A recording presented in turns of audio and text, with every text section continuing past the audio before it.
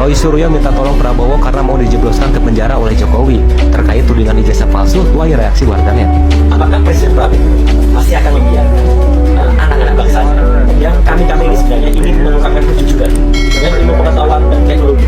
Jadi ini pure science ya, untuk membuktikan kepalsuan skripsi dan kepalsuan ijazah. Kok malah mau dipidanakan dengan pasal 14. Video yang viral baru-baru ini ekspresi Roy Suryo terlihat panik. Namun Roy Suryo yakin jika mengungkap ijazah Jokowi palsu demi keadilan, ia pun siap menunggu di persidangan. Aduh, bakalan seru juga nih ya. Jadi bikin penasaran nih endingnya kayak gimana tuh. Bagaimana nih menurut kalian? Saya dengan segala hormat ya, memohon dan kemudian ini mengkritik saya berani kepada Presiden Republik Indonesia ya, Bapak Prabowo Subianto.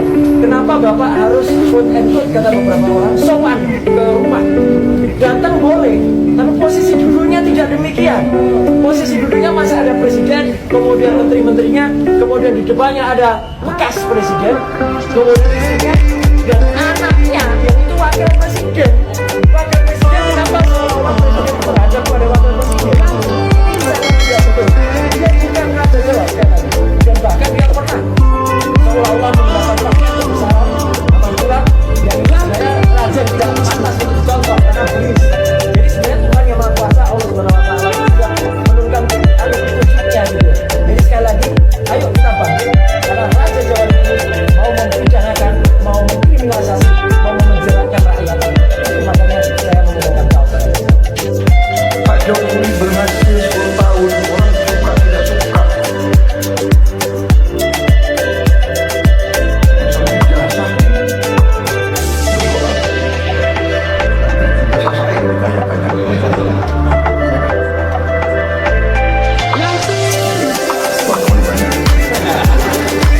Bukan, belum biasa.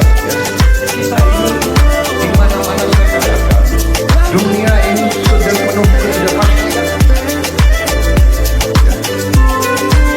Dunia penuh dengan ketidakpastian.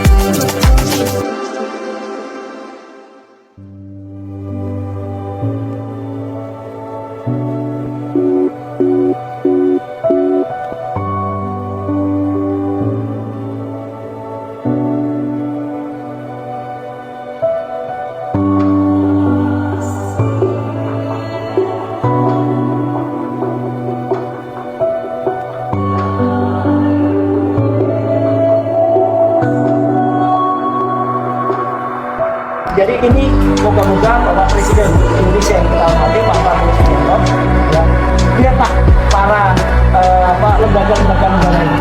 Rupanya ada satu kekuatan besar yang saya harus mengatakan ini kesengajaan untuk kemudian tidak membuat mereka bisa aktif. Tapi dengan dibantu teman-teman media semuanya, teman-teman YouTuber dan juga media mainstream, ya kita berharap suara kita lantang terlihat bahwa kami sudah diterima Komnas HAM dan Komnas HAM tadi salah satu komisioner menyatakan tidak tahu menahu dan insya Allah akan bersikap meskipun sikapnya diragukan oleh salah seorang kawan kami Mas Rustam ya gitu. Mas Rustam nggak percaya dan kita buktikan nanti Mas Rustam ketidakpercayaan Mas Rustam terhadap Komnas HAM itu terbukti apa enggak. Tapi sekali lagi kita doakan moga-moga lembaga negara ini yang dibentuk dengan undang-undang ya, karena ini ada undang-undang nomor 37 tahun 2009 itu harus jalan dengan baik karena ini sesuai dengan keputusan Presiden yang waktu itu dikeluarkan pada Kepres 50 tahun 93. Dan moga-moga ini jalan dan kita doakan kriminalisasi tidak akan terjadi di Indonesia. Dan sekali lagi kami tetap akan terus melakukan upaya ini sampai ke level internasional yang nanti akan disampaikan detailnya juga oleh Dr. Pak. Sekian, terima kasih. Assalamualaikum warahmatullahi wabarakatuh. Kasus dugaan ijazah palsu Presiden ke-7 RI Joko Widodo yang berlarut-larut disesalkan pihak Roy Suryo. Pasalnya pemerintahan Presiden RI Prabowo Subianto dianggap tidak berusaha menyelesaikan dugaan ijazah palsu Jokowi tersebut. Hingga sekarang kasus ijazah palsu Jokowi ini tak kunjung selesai dan masih berlarut-larut sampai dengan sekarang.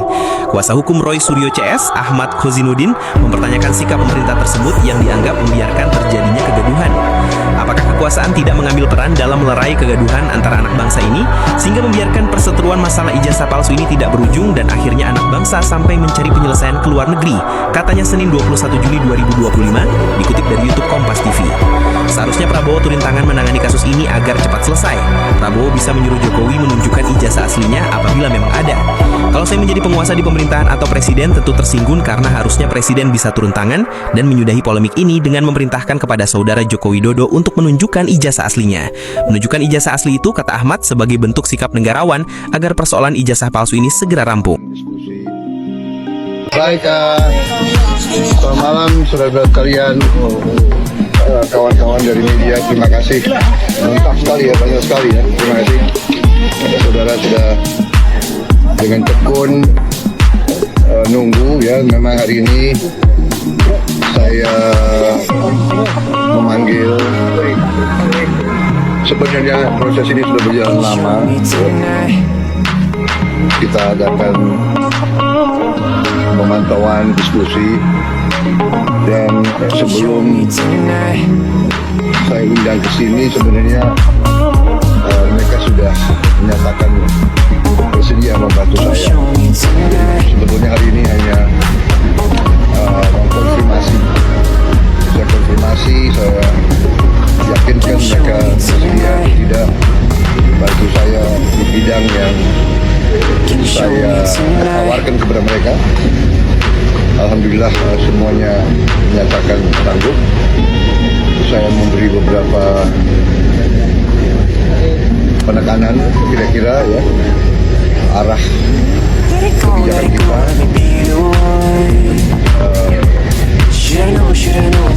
Misalnya itu saya puas, suasana sangat baik, semuanya